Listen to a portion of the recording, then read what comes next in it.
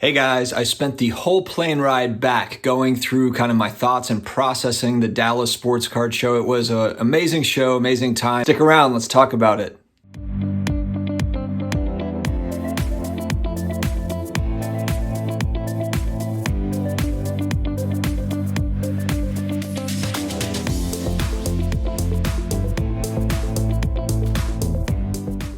Hello to all my sports card collector, investor, all my collectibles friends. I hope that you guys are having an amazing Monday so far. We're starting our week.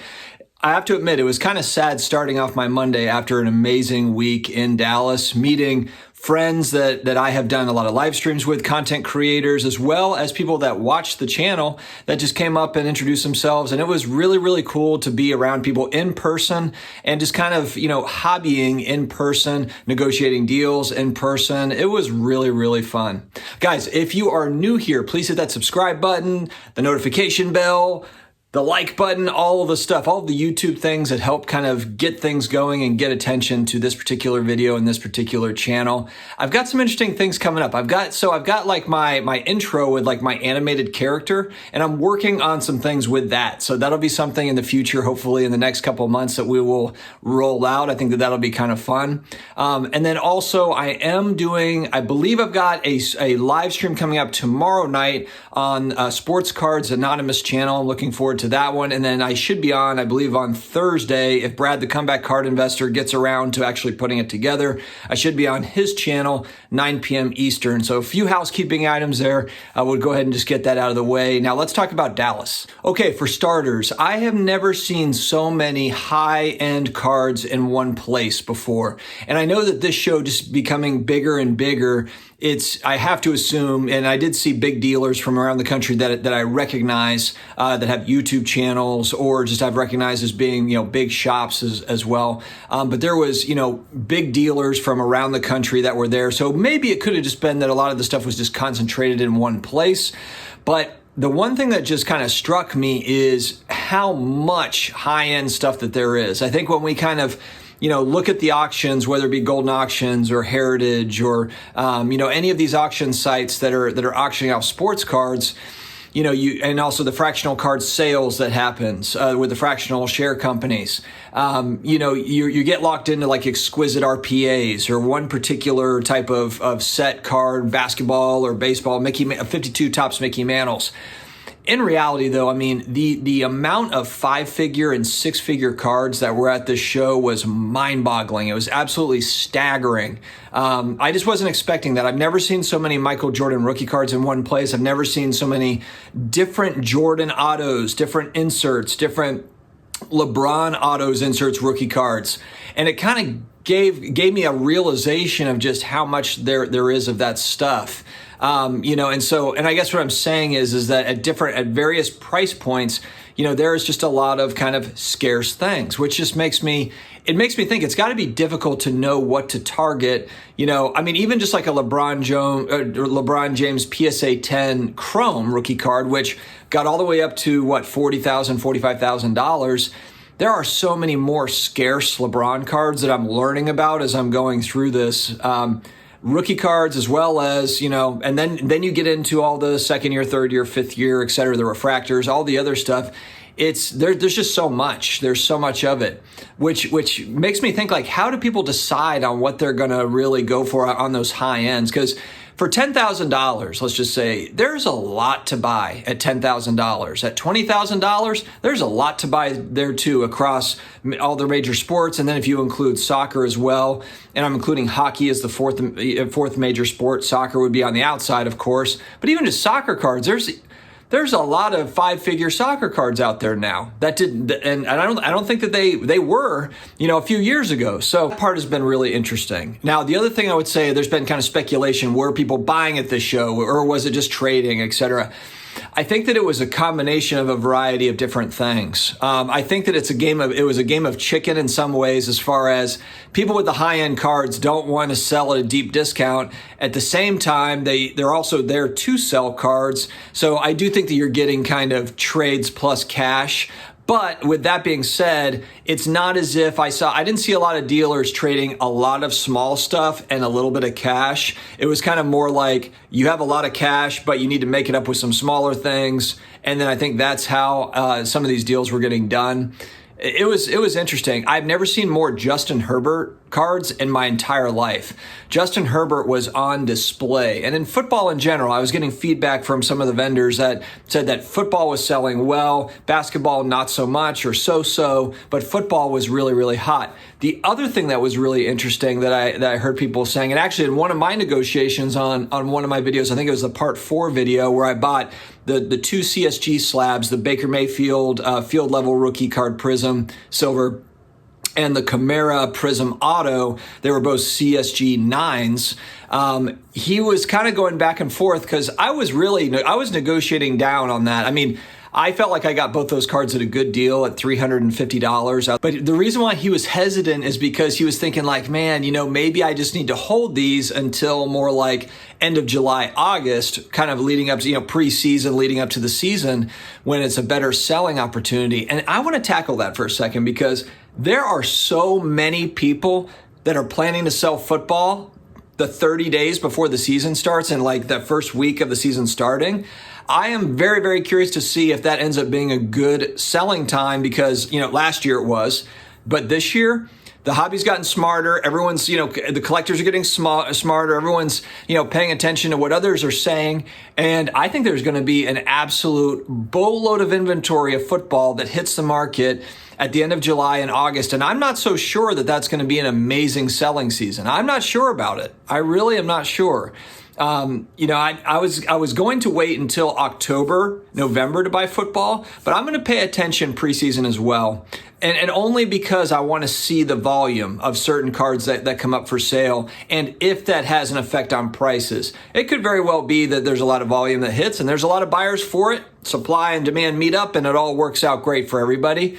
But I don't know. I really am very, I just hear all that talk. I'm buying football now to move it in August. And, everyone's got that same idea. Everybody, I'm telling you, everyone is thinking the exact same thing. So I think that's going to be very interesting to watch. So people were selling football. I think there's people that are thinking I need to get maybe ahead of that, that selling season a little bit and see what I can move. Or maybe they wanted to move it and buy larger things or whatever. You're at the show to sell cards. But football was there. Not a lot of vintage cards. There was vintage cards there, of course, but I was surprised that I didn't see more of it. I did see a Walter Payton PSA 10 that was unbelievable. I saw some really old wax that was being sold. There, 76 Topps football boxes for, I think it was $7,000 or $8,000 for a box. But stuff like that. You had like 70s boxes, unopened boxes for sale. And it was interesting too. Guys were saying they bought like fairly recently. One of the dealers said 6 months back he had bought a case. And it's like, where did you find this case of 70s, cards, sports cards? And so it just makes me wonder, it makes me wonder kind of how much of that stuff is still out there. I don't think that there's loads of it out there, but every time a case of 86 Flair basketball pops up, if there becomes more and more of that inventory, then it kind of, it cheapens it a little bit. It lessens that one case that's selling for a couple $1 million.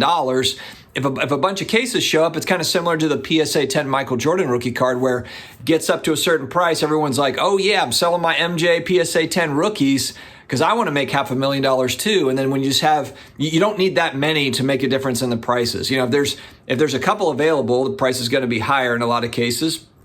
And then if 30 hit the market, the buyers are like, oh, well, I don't need to go all in on this one when there's another 5 auctions ending here in the next couple of weeks or whatever it is. So that was interesting. I thought there would be more vintage, but the vintage they did have was incredible vintage. I mean, there was a lot of Mantle stuff.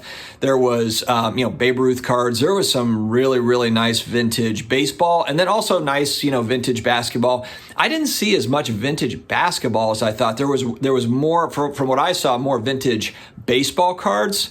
And then, some basketball vintage, some football vintage, not a lot. There was some vintage football kind of in the dollar bin stuff, just kind of common stuff, which was pretty cool, but not a lot of vintage, which did surprise me. Another thing that struck me, the ages of the dealers. So I was kind of thinking that I would walk in and most of the dealers are, I just turned 40. I thought maybe everyone would be kind of in their 40s, 50s, 60s. Some dealers on that, 20s, 30s range, but not a lot. Sasha T is out there, but there's, outside of him, maybe there's a handful of others, Coleman cards, etc.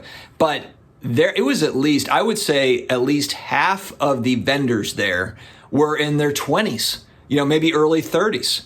And that just surprised me because it was, young people, they might have been 20, 25 years old, slinging, I've got this. I was listening, as I'm at the table, I'm listening, and someone would walk up next to me and be like, hey, what could you do for this? Well, I think it's about, it's at about 12.5. And I'm thinking like 12,500, and it was just commonplace to hear those conversations. And, when I compare that to the local shows where I go here, you might have a couple of tables that have the high-end stuff, but a lot of it is more kind of the regular stuff that you would find. And then a lot of raw cards, frankly, a lot of raw cards. And this show was like 90% high-end, with like 10% of kind of the middle tier, maybe not 90%, maybe 70% very high-end. And then you have kind of 30% of that middle tier. And then you did have some dollar boxes and things like that, but few and far between compared to a local shop, or a local show. So that was actually really fun but it also gave perspective too. It gave perspective. A lot of these cards that were there are not on eBay, or if they are on eBay, you don't see them very much. And so there was a lot of scarce stuff. And the one thing it showed me is from a comp standpoint, there was a lot of deals obviously that were done at the show, that are done online that are not necessarily done on eBay. So I think eBay comps, and we talk about this on the show all the time, let that be kind of one source of data to go by. And I saw at the show where there was certain cards where there was better deals on that particular card at the show.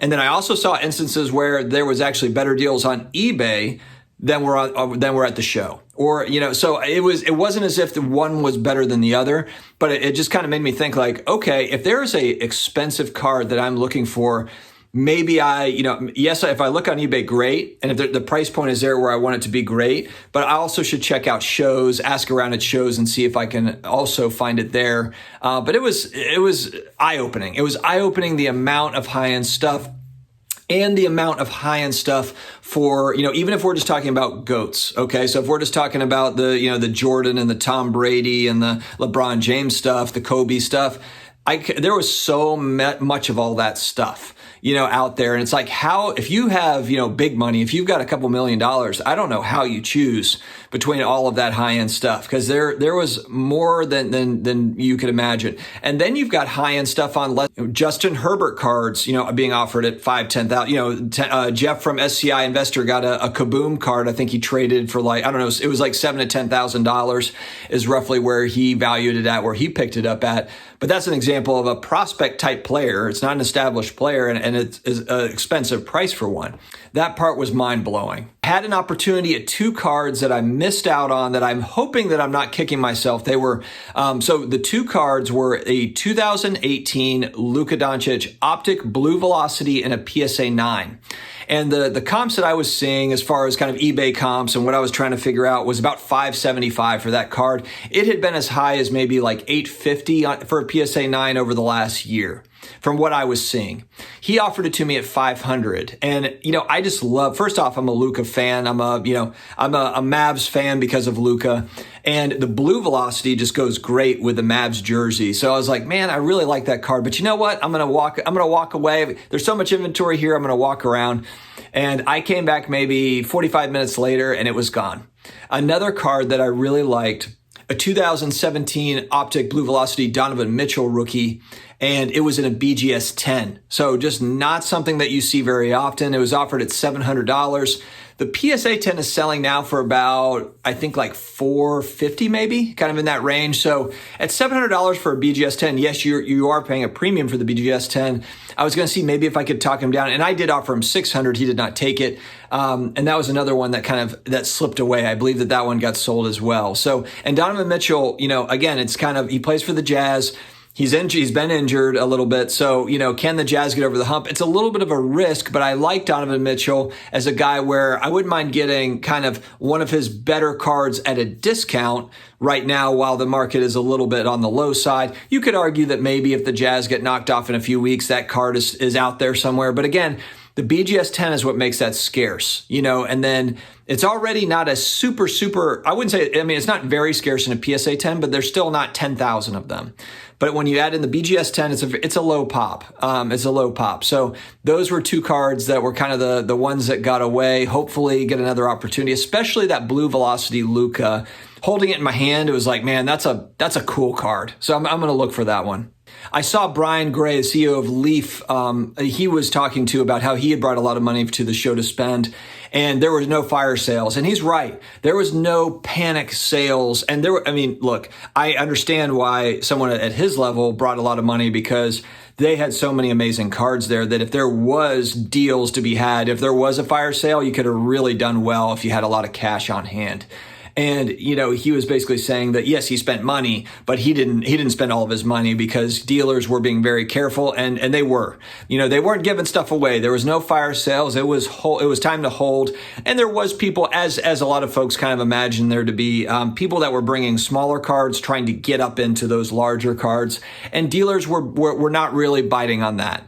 Everyone's trying to get rid of, or I shouldn't say everyone, but a lot of people trying to get out of base rookie cards, for example. It's like, I'll give you 100 base rookie cards for this one, whatever, big card. And I did see some of that. And I tried to do that a little bit too with some of the cards that I had bought.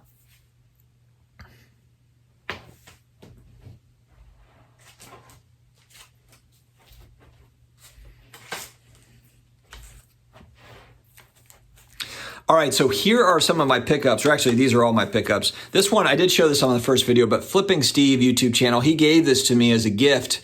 Unbelievable. I really appreciated Steve. I'm a huge Saints fan. So this is the 17 field level Camara in a PSA 9. Just a great looking card. All right, so the most expensive card that I got, and I showed it, is this courtside 2015 Devin Booker in a 9. Recent sales on this card are at a PSA 10 or right at about $6,000, $5,900. There was one sale about a month ago for a 9 that was $1,100, so it wasn't a great comp, but that comp kind of helped me a little bit because frankly, I think I got this for $1,200, but I think $1,200 is a great price for this, whether they beat the Lakers or not. This is going to be an important rookie card for Devin Booker, assuming that he kind of has the career trajectory where he's been going, and the Suns can become a consistent contender. I like Booker, so that was one that I was most excited about. It was the most expensive card. Actually, that's the most expensive card I've ever bought. Individual card is that $1,200 Booker, and that's one where maybe I can flip it, in a few weeks, but I don't really need to, or I just kind of hold on to it. And, if I can flip it for something like, a rare Tom, if there's something that's Tom Brady, if there's something that's Jordan or something that I like, then great. If not, that's fine too. I like Booker. Also picked up a Donovan Mitchell Optic Hollow rookie card. This card was as much as $800 over the last few months. It got as high as $800. I picked it up for $430. I just thought that was a pretty good value price, for where that card has been. So just kind of a no-brainer for me there. I don't have really any Mitchell rookie cards, so I was like, you know what? I'll pick up a few if the Jazz surprise, and who knows, maybe they go to the finals or something. But I think, again, Donovan Mitchell is a great player. I think he's going to have, the next 3 to 5 years are going to be great for Donovan Mitchell. So I was comfortable with that one. All right. The guy, Tom Brady, it's got 400 on the tag. I got it for 350. And I've talked about this where I'm okay buying SGC 10s. I just think that, down the line, I'm not sure it's going to even matter. Resale is not going to be as important for PSA, meaning I think that an SGC 10 is still going to command good prices, especially for some of the more scarce stuff. This is numbered out of 75. This is actually the copper. It's a select field level copper, and it's numbered out of 75. So it's field level. It's numbered out of 75. It's the football GOAT. All day. I loved it. And you know what? I was trying to get one of these on eBay and a PSA 10, and the PSA 10 was like $700 or $800. And so to get this one at about half that price and an SGC 10, yeah, no problem. That sounds good. This was kind of one that I almost didn't get. But again, I like Booker. I like the Suns. I'm kind of pulling for the Suns to do good things. This and a PSA 10 is right in kind of the $300 range. I got this one for $190. And again, like I know NBA Hoops is kind of that generic product. It's not rare, but it's 2015. So it's not like they were printing like they were in 2018. So comparing just kind of 2015 and 2018 Hoops. So I like that one. I like Booker. And so I picked that one up. I was excited to get these. I got this from the producer of Card Talk at 1:37 p.m. I forgot the guy's name. He was a great guy, really, really nice guy. But he had these two, and I showed it also in a video. It's in an earlier video. It's Baker Mayfield's Field Level Select Prism Rookie. It's a CSG 9. And again, I think that CSG long term is going to, they're a great company. It's CGC in comic books. CSG is their grading arm for sports cards. So some people don't like the label. I don't mind that. I don't mind the label at all. Doesn't bother me. And, I'm looking at the cards inside the cases, and then of course I'm a Saints fan, but also just Kamara in general, with it being a Prism auto. I like this. There was one of these that had sold raw fairly recently for $220. I got both of these for $350 total. So I like this. The feel of the CSG case is kind of a little bit more rounded and it feels very sturdy.